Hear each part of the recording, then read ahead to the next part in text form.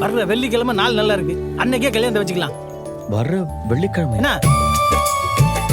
வர வெள்ளிக்கிழமைனா நாள் ரொம்ப கம்மியா இருக்கு.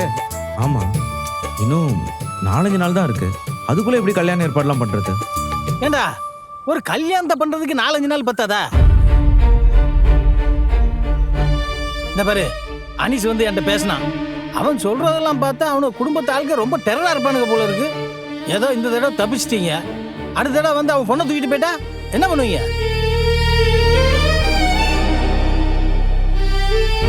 அதான் சொல்றான், கல்யாணத்தை பண்ணிக்க, அதுவும் உடனே பண்ணிக்க அப்படின்னு பொண்ணோட அண்ணனே சொல்றான். உங்களுக்கு புரியுதா புரியலையா?